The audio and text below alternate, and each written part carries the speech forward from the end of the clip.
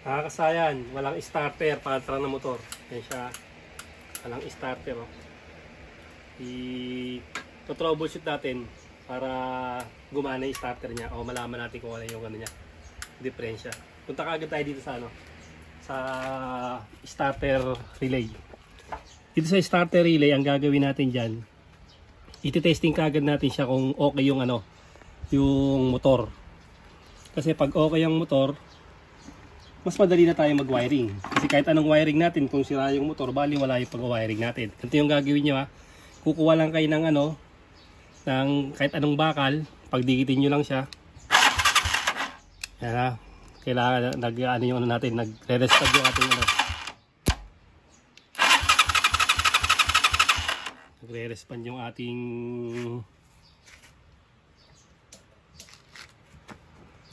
yung starter natin.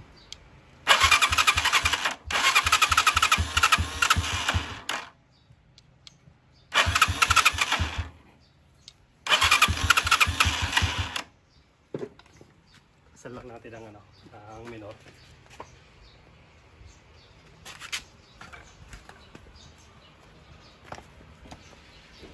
Sa natin ang minor ha.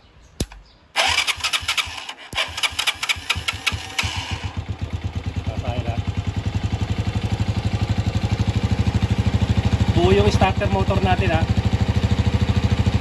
Buo yung ating starter motor.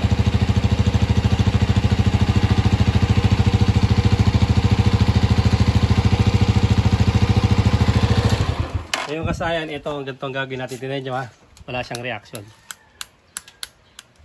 Ito yung wiring dyan. Itong wiring na to, itong pinaka ano, pinaka standby ng ating ano, ng ating starter. Itong starter relay papuntang starter button to. Ang ginagamit ko rito para sigurado itong ano, yung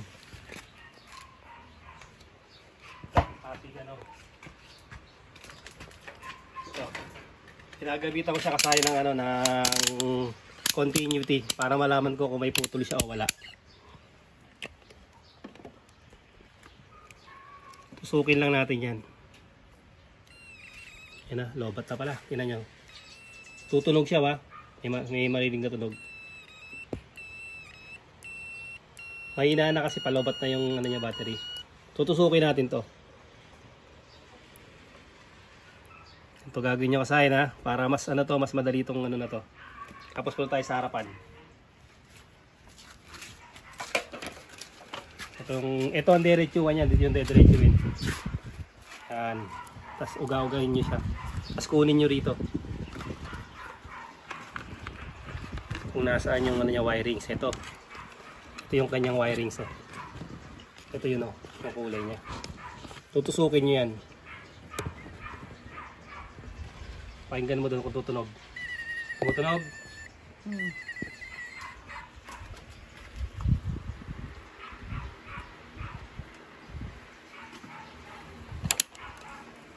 Tumutunog siya kasaya, kaya lang mahina lang siya. Basta lobat na ang ating battery niyan. Ibig sabihin yung kasayin, buo itong ano natin, buo itong linya na to. Tapos, ang kasama niyan ay ang kasama nitong starter na to, itong kulay black. Ayan siya ba. Ibig sabihin, itong ano na to, itong motor na to, paano to, ang starter nito, positive trigger. Kasi black siya, magkasama yung accessory wire at yung ano, yung starter standby. Tingnan natin kung may supply itong accessory wire.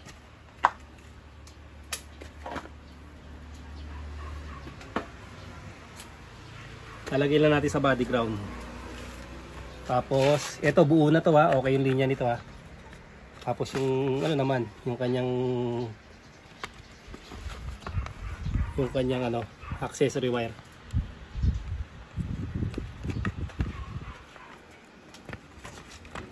Nakabukas sa susian. Tayo. Oh. Hey. Tumayo. Ito. Yun. Okay yung accessory wire natin. Ayan siya ha. Dito, balik tayo dito.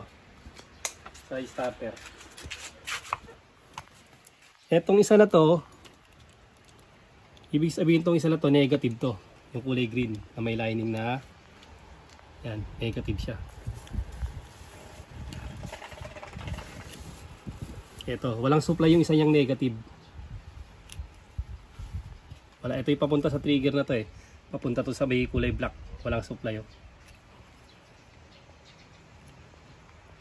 Ang gagawin nyo dyan, wag nyo na siyang tastasin. Huwag na kayo magtastas ng wire. Ang pinakamaganda nyo gawin dito, putulin nyo na lang siya. Pwede rito. Depende kung saan nyo puputulin ha.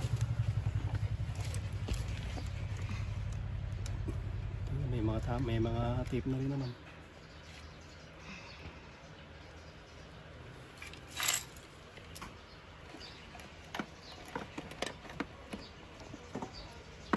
Ito siya ha. Ito, yung papuntang harness. Yung papuntang harness, ang gagawin natin, hindi natin iaan yan. Hindi natin isasama yan. Dito na lang tayo. Pwede rin dito ha. Depende kung saan yung mas gusto nyong forma.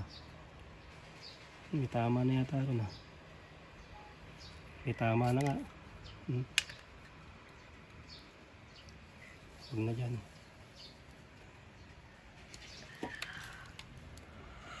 Dito lang tayo kukuha. Dahil ito hindi naman siya nakakonekta, magganon lang tayo dito, magpapakapit na lang tayo dito.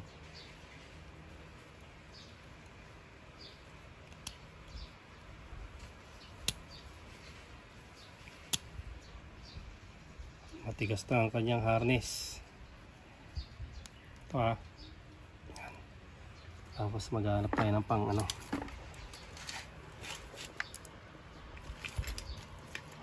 Oh. Siya na ba to? Pwede ilagay sa body ground, pwedeng malapit naman sa battery, pwede siyang irekta sa battery. Ito siya kasaya na. Kaya lang huwag yung ididikit sa positive ha.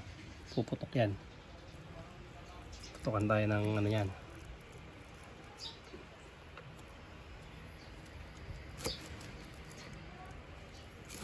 Mas maganda kung malalagyan natin ito ay terminal. Pwede rin sa body ground, sa mga tornilyo. Kaya i-terminal natin yan. Tapos ito, dito sa kinat natin. Okay yung positive doon. Okay yung linya. Isa na lang ang titignan natin kung okay yung pindutan. Kung buo yung yung button niya. Kasi pag buo yung button, gagana siya. Pag sira yung button, papalitan natin yung pindutan.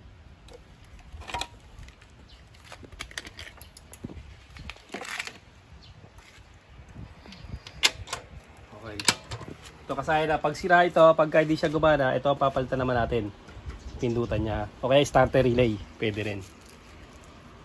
Wala. Kasaya na, may negative na siya ha. Tignan natin kung tumataas yung negative niya. May negative na. Tapos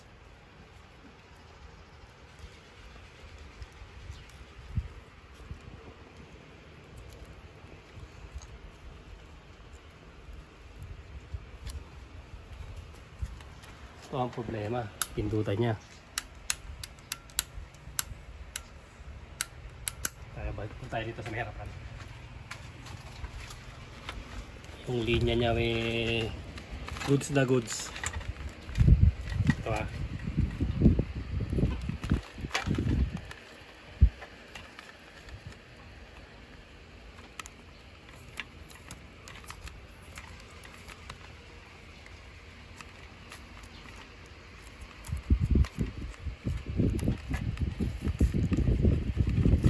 Papunta doon ha, papunta sa may pindutan ng to. Ito gagawin natin dyan ha.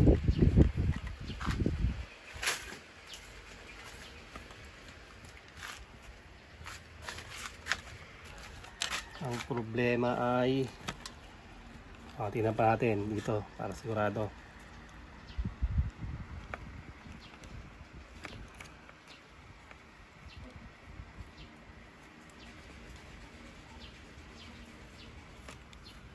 Tinest natin kanina, meron naman accessory wire eh.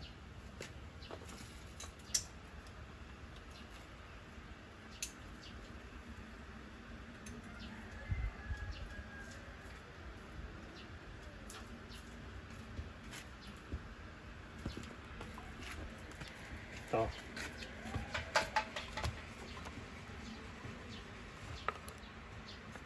Accessory wire. Meron. Basta ito tinesting natin kanina. Meron naman siyang wala naman siyang putol. Elbow siya.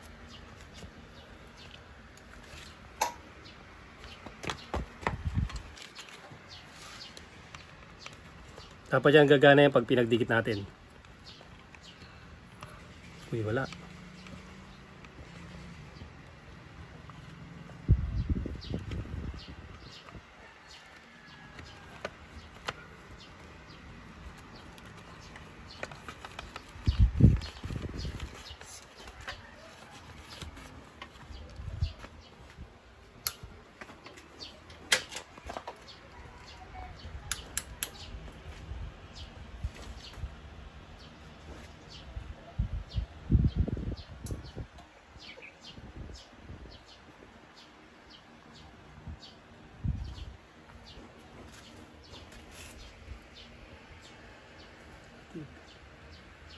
Negative.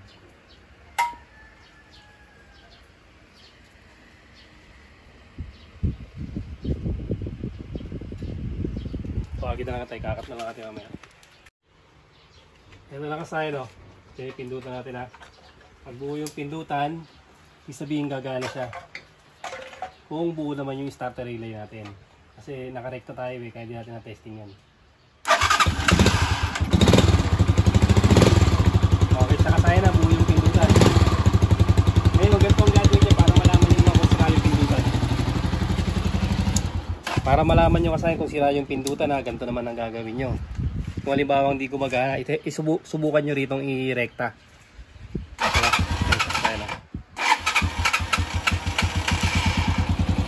Siya kasaya na, patayin mo. Tutok mo habang pinapatay mo yun. Ayan. Okay, buksan mo. Kung sira yung kung sira yung pindutan, kailangan gumana dapat siya rito ha. Okay, binuhay mo na. Ibulusin mo konti. Ayan. Dito yung kasaya na kasi ito yung pinaka switch yan. Ngayon kasaya may papakita ko sa inyo. Dito. Ito pala kasaya, replacement na pala to. Ito, patay mo muna. Ito pala kasi replacement na. Pag testing ko kanina hindi gumana. I-ano natin sa inyo para clear. Ayan siya. Pag nag-replacement kayo, ito kasi hindi siya pwedeng magkabaligtad eh. Oh, ito, tingnan niyo, pansinin niyo. Ito yung kaninang nahugot na. Ito yung kulay green. Dito, kulay green Pero pagdating sa baba, kulay yung standby ng starter. Dito natin nilagay kaya kanina hindi siya gumana. Oh. Dito siya napalagay dito. Yan ganyan. Kaya akala ko ito siya, ito yung diretso. Yung pala naging berde. Kaya mangyayari pag ganyan, pag pindot mo, wala. Yan siya kasi wala siya. Kahit anong gawin yung pag-wiring, hindi gagana kasi wala siyang negative. Nasa may standby nakalagay. Dapat ito yung standby. Ayan, ito yung diretso niya Yan. Yan yung diretso niya.